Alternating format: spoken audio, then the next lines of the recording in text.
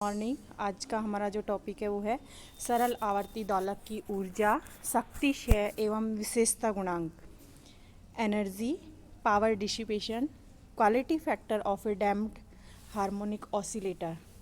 कल के वीडियो में हमने देखा था कि जब अंडर डैम्प्ड की केस होती है उस कंडीशन में R less than omega net omega naught, इस कंडीशन में जो हमें इक्वेशन प्राप्त होती है या उस इक्वेशन का जो सॉल्यूशन होता है वो होता है x equal x naught E raise to की power minus are t sine omega T plus sine, जहाँ पर ओमेगा इक्वल है root omega naught square minus में आर स्क्वायर।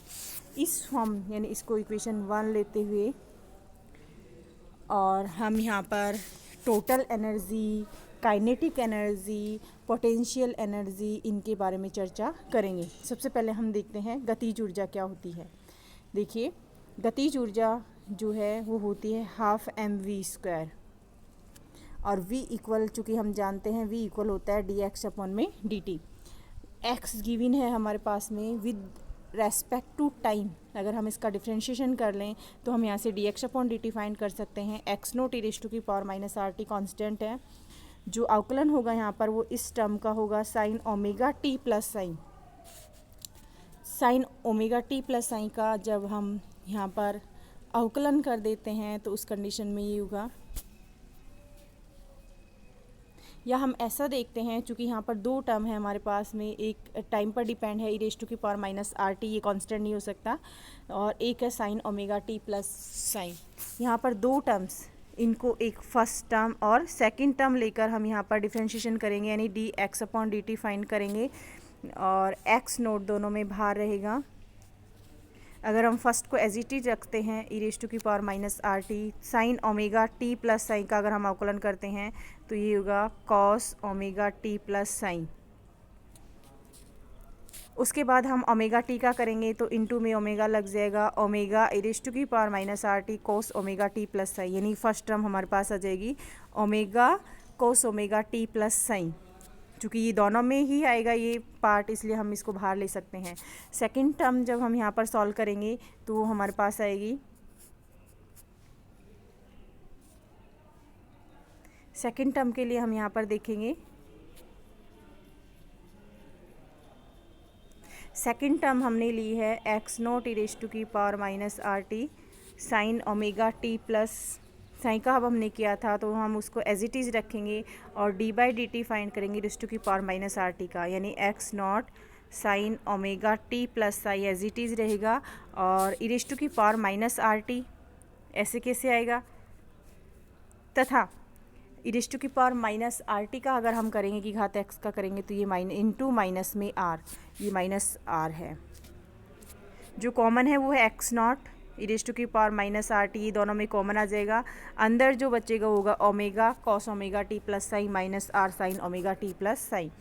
अवमंदित सरल आवर्ती दोलक की गतिज ऊर्जा इस फार्मूले में हम K equal half M D x upon D T, यानी इसका होल स्क्वायर करके यहाँ पर रख देंगे तो हम यहाँ वैल्यू पाते हैं half m x naught E raise to की power minus two r t omega square cos omega T plus sine plus a minus b के होल स्क्वायर की प्रॉपर्टी इसमें लगाएंगे, r square sine square omega T plus sine into minus two omega cos omega T plus sine, और minus sine हमने पहले ले लिया है r sine omega T plus sine, यानी omega r to A B से हम इसे लिख सकते हैं omega R sine two omega T plus two psi, two omega T plus में टू साई। यदि अवमंदन बल कम हो तो एक दोलन काल में आयाम X naught E raise to की पावर माइनस आर टी के मान में कमी नेग्लेक्ट मानी जा सकती है। अतः जो दोलन का आयाम है यानी ये वाली जो टर्म है वो लगभग क्या रहेगी, कांस्टेंट सी रहेगी। एक आवर्तकाल समय के लिए माध्य ऊर्जा काइनेटिक एनर्जी का हम एवरेज फाइंड करना चाह रहे हैं। यहाँ पर जो एवरेज साइन है वो के एरो से डिनोट किया जाता है। एवरेज हम देखना चाहते हैं, यहाँ पर देखिए स्क्वायर वाली टर्म्स का एवरेज हम हाफ प्राप्त कर चुके हैं, पहले भी बहुत सारी वीडियोस देख चुके हैं या पहले की क्लासेस में भी हम फाइंड कर चुके हैं। इसका एवरेज 0 होगा, इसका एवरेज हाफ होगा और इसका एवरेज भी हाफ होगा। यानी कोसिस स्क्वायर थीटा और साइन स्क्वायर थीटा का एवरेज हाफ होता है और साइन 2 थीटा का एवरेज 0 होता है। तो हम इस इक्वेशन में यहाँ देख सकते हैं, ये टर्म 0 हो गई हमारी, ये बचेगी हाफ आर स्क्वायर और ये वाली टर्म बचेगी हाफ ओमेगा स्क्वायर। दोनों में हाफ कॉमन ले लेंगे।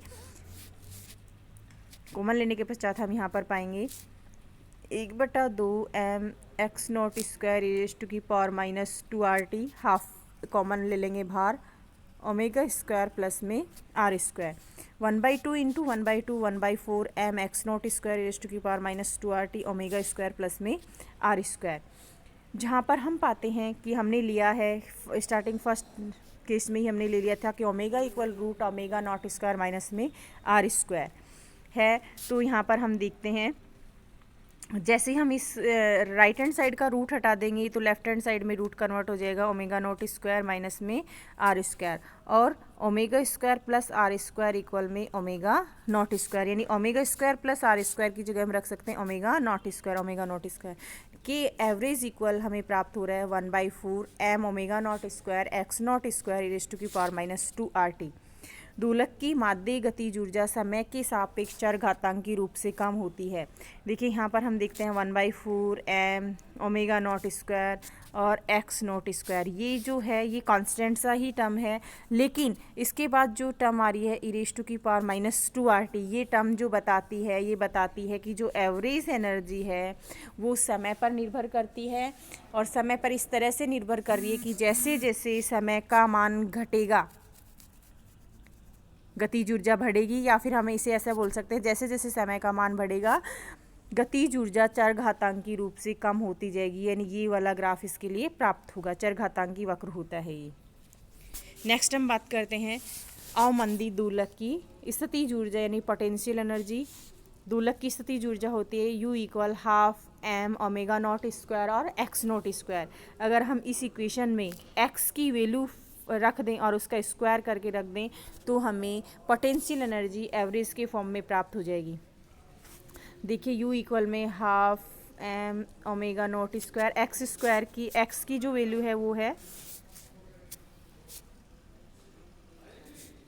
x इक्वल में x naught E raise to की power minus RT sine omega t plus sine, ये जो वैल्यू है ये x की है। अगर हम इसका स्क्वायर करेंगे तो ये होगा एक्स नॉट स्क्वायर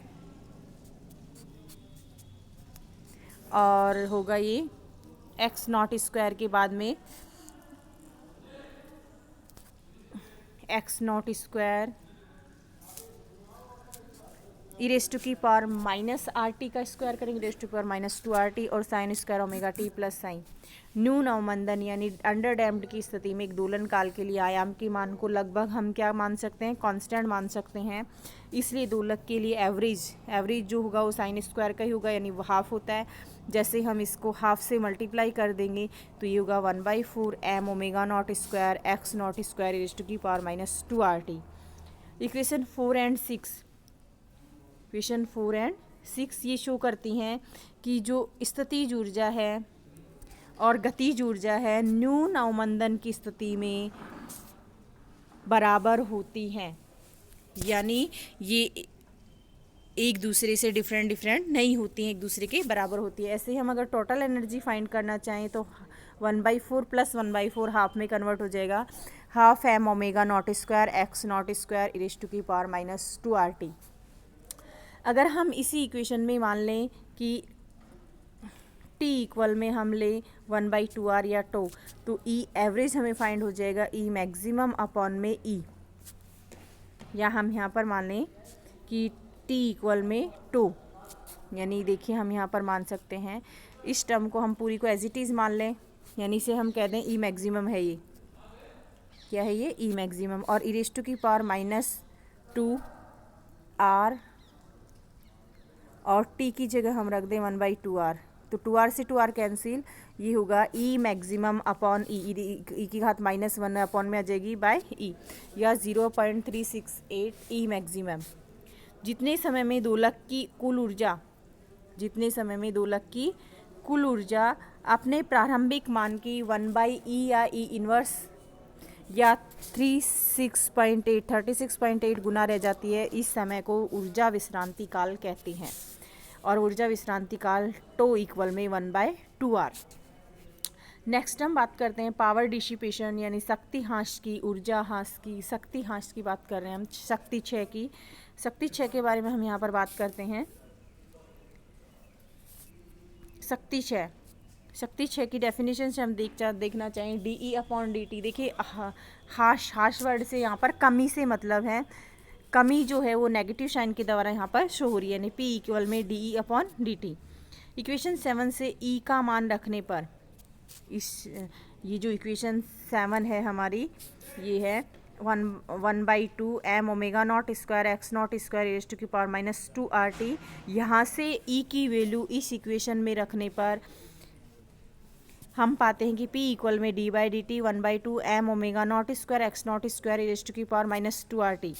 यहाँ पर देखिए 1/2 m omega naught square x naught square जो है वो कांस्टेंट है, रेज़ टू की पावर -2RT है वो टाइम पर डिपेंड कर रहा है। इसी का हम अवकलन करेंगे विद रेस्पेक्ट टू t, यानी d/dt e की घात -2RT। e की घात x का e की घात x ही होता है। उसके बाद हम x का करते हैं यानी इंटू में 2r माइनस में 2r, यानी इसका जो हमें फाइंड होगा यहाँ पर P एवरेज जो फाइंड होगा उसे हम लिखेंगे 1/2 m omega naught square x naught square, minus sine आ जाएगा साथ में, into 2r e raise to की पावर -2RT। 2 से 2 कैंसिल हो जाएगा, यानी इसे हम लिख सकते हैं m omega naught square x naught square e raise to की पावर -2RT और इंटू में r। या हम ऐसा भी कह सकते हैं कि ये जो वैल्यू है हमारी E एवरेज की है, या हम इसे ऐसा देखते हैं कि 1/2 m omega naught square 1/2 m omega naught square x naught square और e रेज़ टू की पावर -2RT। इसे हम क्या लिख देंगे E एवरेज इंटू में 2r। ये जो 2r है वो इंटू में लग जाएगा, माइनस माइनस जो साइन था वो प्लस में कन्वर्ट हो जाएगा, इंटू 2r। तो P एवरेज इक्वल हमारे पास कैलकुलेट होगा E एवरेज इंटू 2r, जैसा कि हम यहाँ पर देख सकते हैं नेक्स्ट स्लाइड में। 2r into 1/2 m omega naught x naught square raise to की पावर -2RT या 2RE।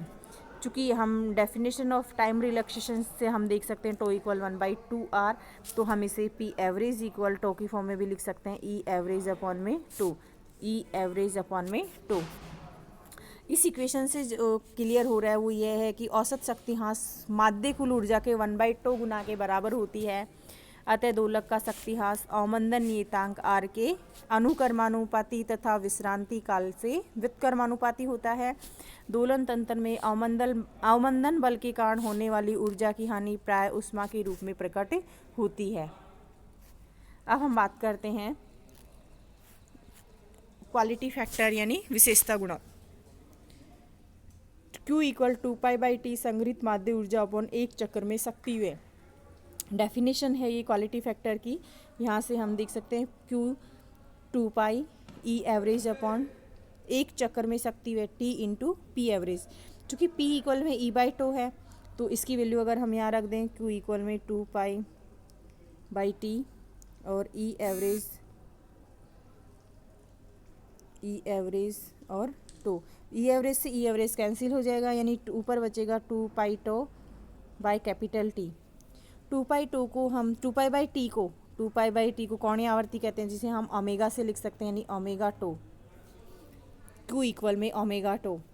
उपरोक्त विवेचना नोन अंडर डैम्प्ड केस के लिए है। इस स्थिति में ओमेगा इक्वल ओमेगा नॉट होता है, तो Q इक्वल में ओमेगा नॉट टो। अतः व्यंजक अवमंदित सरल आवर्ती दोलक की विशेषता गुणांक को व्यक्त करता है। ये जो है ये सरल आवर्ती दोलक के लिए क्वालिटी फैक्टर है। किसी अवमंदित दोलक के में अवमंदन बल के मान में कमी से Q तथा टो दोनों के मान में वृद्धि होती है। Q और टो के मान में दोनों में ही वृद्धि होती है। कब? अवमंदी दोलक में अवमंदन बल के मान में कमी होने से नगण्य अवमंदन बल आर इक्वल 0 तथा विश्रांति काल विशेषता गुणांक दोनों ही अनंत के बराबर हो जाते हैं। इस प्रकार के दोलक को मुक्त दोलक या फ्री ऑसिलेटर कहते हैं। इनके आयाम तथा ऊर्जा दोनों समय के सापेक्ष नियत होते हैं, परंतु जैसे जैसे दोलक पर अवमंदन बल का मान बढ़ता जाता है, दोलक का विश्रांति काल टो तथा विशेषता गुणांक क्यू के मान में कमी होती है और दोलक के आयाम तथा ऊर्जा में कमी उतनी ही तेजी से होती है। इस प्रकार दोलक का क्यू का मान दोलनों के अवमंदन से मुक्त होने की सीमा का परिचायक होता है। अब है न्यून अवमंदी दोलक की आवृत्ति क्या होगी। इस कंडीशन में हम देखते हैं omega equal root omega naught square minus R square, चूँकि आर इक्वल 1/2 या टो इक्वल 1/2r, जहाँ पर टो विश्रांति काल है। इस इक्वेशन में हम यहाँ पर